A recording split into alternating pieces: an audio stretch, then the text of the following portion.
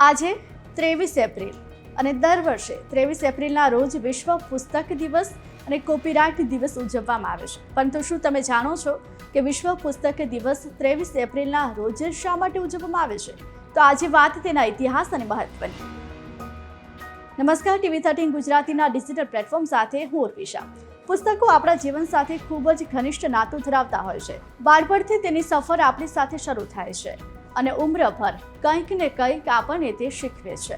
બદલાઈ રહેલા સમયમાં પુસ્તકોનું સ્થાન હવે કમ્પ્યુટર અને ઇન્ટરનેટ દ્વારા લઈ લેવામાં આવ્યું છે.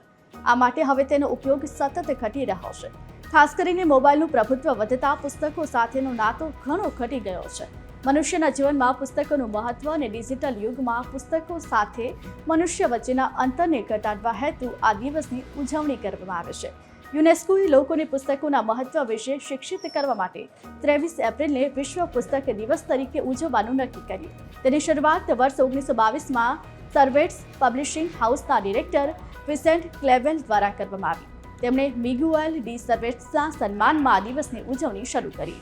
પ્રથમ વિશ્વ પુસ્તક દિવસ 1926માં બાર્સેલોનામાં ઉજવવામાં આવ્યો. પુસ્તક દિવસની શરૂઆત 7 ઓક્ટોબરના રોજ મિગુએલ ડી સર્વેટ્સના જન્મદિવસે થઈ હોવાનું કહેવાય છે. જોકે 23 એપ્રિલ મિગુએલ ડી સર્વેટ્સના મૃત્યુના દિવસને પાછળથી આ દિવસની ઉજવણી માટે પસંદ કરવામાં આવ્યો. વર્ષ 1995માં સંયુક્ત રાષ્ટ્ર શૈક્ષણિક, વૈજ્ઞાનિક અને સાંસ્કૃતિક સંગઠને 23 એપ્રિલને વિશ્વ પુસ્તક દિવસ તરીકે જાહેર કર્યો.